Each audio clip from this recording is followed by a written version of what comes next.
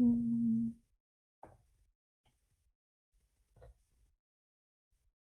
Can we see my screen and still hear me? Yep, perfect. Okay, awesome. So my presentation is going over a research study that I've been working on personally at the University of Texas at Arlington, and it's over stuttering. And so before we get started, I just want to give a little background about this. And so I'm a person who stutters. I have for most of my life. And so this is a very personal but very passionate topic for me. And so I think this is super important because a lot of people don't really realize how prevalent stuttering can be in the world around us, because every 1 in 100 people stutter. And so people typically interact with new interactions 75 to about 100 times a week. And so I know at least everybody here has that one interaction because y'all are listening to me talk. So I hope that you guys are able to enjoy it and get some new information out of this. And so before we can get started on my results of the study, I'm going to talk a little bit about what I'm talking about. And so persistent developmental stuttering, excuse me, is what stuttering is for adults who've had it from childhood up into adulthood. And this is about the 1% of the world population that I was talking about. And so this is characterized by one of three things, if not all three of them. And so the first one is word or syllable repetition, which is what you've been kind of hearing me do a little bit. Prolongations, and so holding out words or sounds longer than appropriate within a conversation. And then silent interruptions called blocks. And kind of the same thing, but instead of holding out a sound, it's having a pause in speech that's longer than normal. And this is often due to a locking up of your muscles and jaws, and it's an inability to make the words and not necessarily not knowing what to say or what you want to say, but it's having an ability to actually express what you want to express.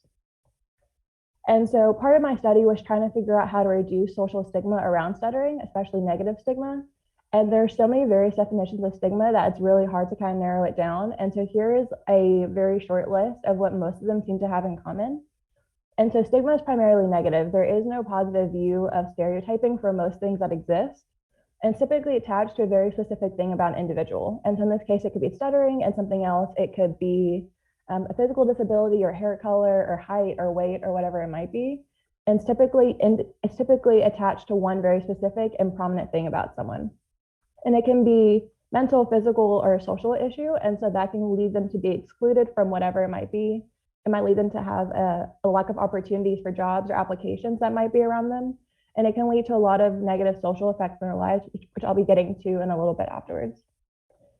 And so the reason why this matters is because the effect that stigma has on people who are being stigmatized.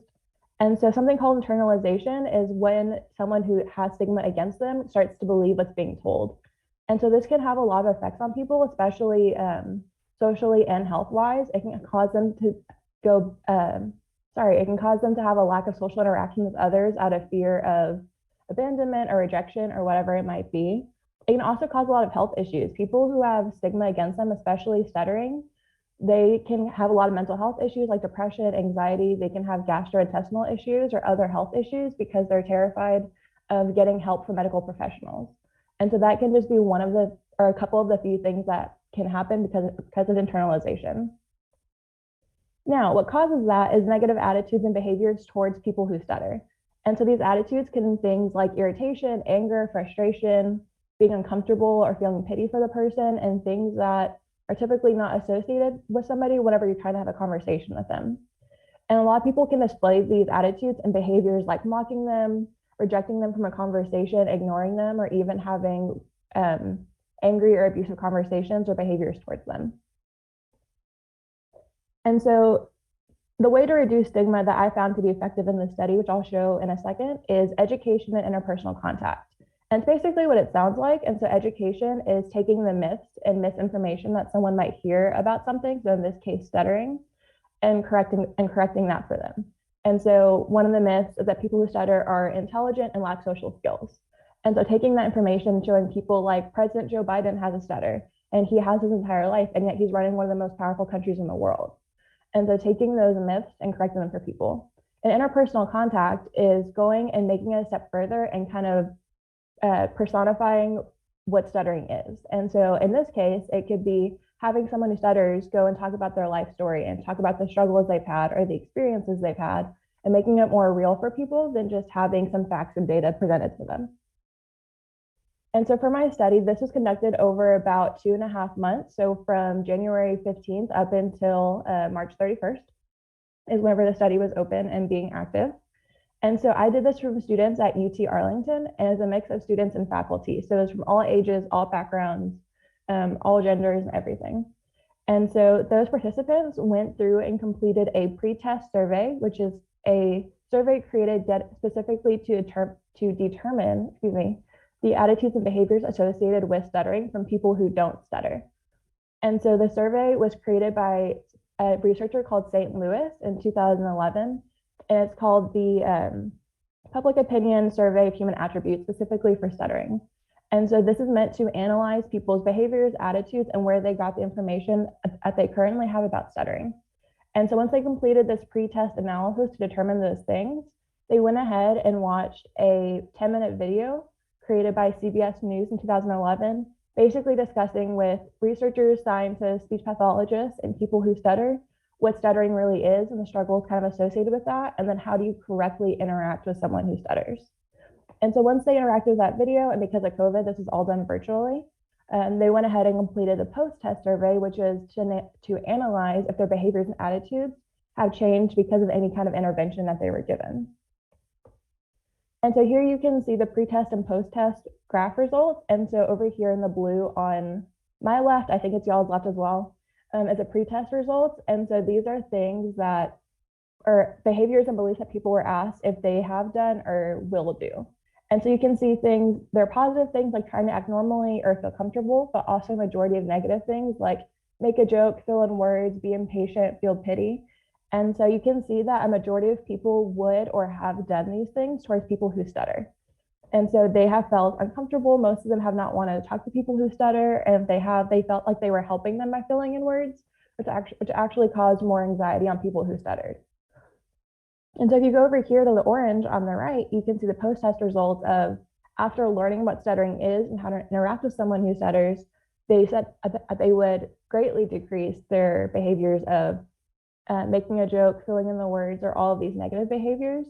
And they also feel less pity and feel less impatient because now they understand what stuttering is, why it happens, and how to react to it. And so there is a very significant change in behavior, at least in immediate behavior and attitudes, and that reducing stigma and stuttering within these two things combined, so combining education and personal contact, actually was effective. And so, like I mentioned before, these things are helpful, and it's so important because people who stutter, or even people who have any other kind of stigmatized characteristic or behavior, face so many negative aspects in their life that it's important to change those things and change the world they live in to have them have a better quality of life.